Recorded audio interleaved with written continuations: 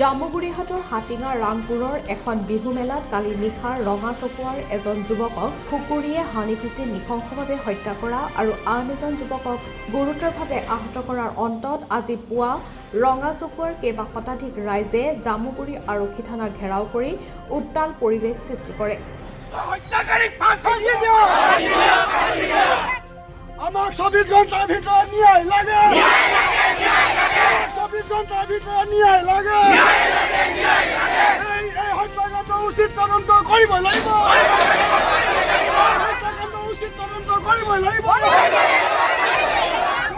হত্যাকাৰীক ফাঁচি দিয়ক, হত্যাৰ বিচাৰ লাগে আদি বিভিন্ন শ্লোগান দি তথা হত্যাকাৰী জয়কান্ত বৰ্মনৰ বিৰুদ্ধে ৰঙা চকুৱা ৰাইজে এখন ৰাজহুৱা এজাহাৰত দাখিল কৰে জামুগুৰি আৰক্ষী বিষয়াক। উল্লেখ্য যে দেওবাৰে নিশা হাটিঙা ৰামপুৰত অনুষ্ঠিত এখন বিহু মেলাত বিশিষ্ট অতিথিৰূপে আমন্ত্ৰিত হোৱা লীলা বৰুৱাক কিবা কথা তৰ্ক বিতৰ্ক কৰি এখন কুকুৰীৰে হানি খুচি নৃশংসভাৱে হত্যা কৰাৰ লগতে ৰাকেশ শৰ্মা নামৰ এজন যুৱকক গুৰুতৰভাৱে আহত কৰে। ইতিমধ্যে সংকটজনক অৱস্থাত ৰাকেশ শৰ্মাক গুৱাহাটীৰ GNRCত ভৰ্তি কৰে যদিও মৃত্যুৰে সৈতে যুঁজি থকা বিষয়ে জানিব পৰা গৈছে।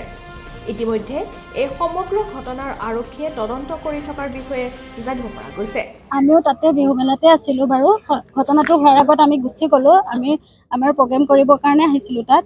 কিন্তু যি সময়ত মানে সেই ঘটনাটো ঘটিল আমি তাত উপস্থিত নাছিলোঁ।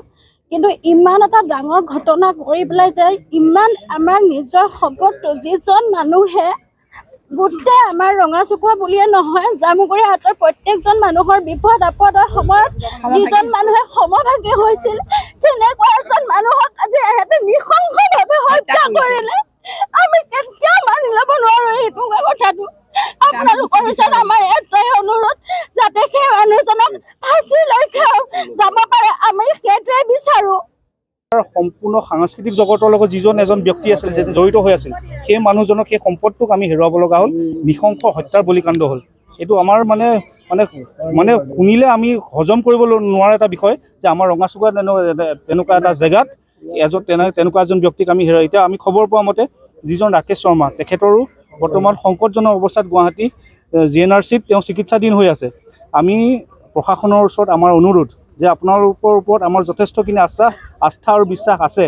এই দোষীক উচিত তদন্ত দি আমাৰ ৰাইজক যাতে যি আশা আছে সেই আশাক কেতিয়াও যাতে আপোনালোকে মিলান কৰিবলৈ নিদিব, সেই আশা লৈ পেলাই আমি সমূহ ৰঙা চকুৱাবাসী ৰাইজ আজি জামুগুৰি আৰক্ষী চকীৰ ওচৰত আমি উপস্থিত হৈছোঁ। আমি আশা কৰিম যে আৰু আমি স্মাৰক পত্ৰও দাখিল কৰিছোঁ আৰু আমি আশা কৰিম যে অতি সোনকালে দোষীয়ে উচিত তদন্ত হৈ পেলাই উচিত শাস্তি পাই ফাঁচিলৈকে যাতে যায় তাৰে আমি আশা কৰিম। ধন্যবাদ।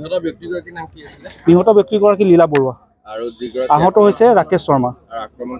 আক্ৰমণ কৰা ব্যক্তিজনৰ নাম আছিলে জয়কান্ত বৰ্মন। তেখেত ইটাখলাৰ নিবাসী বুলি আমি গম পাইছোঁ। জামুগুৰি হাটৰ পৰা ৰাজামণি ভূঞাৰ report, hills time news paper and digital.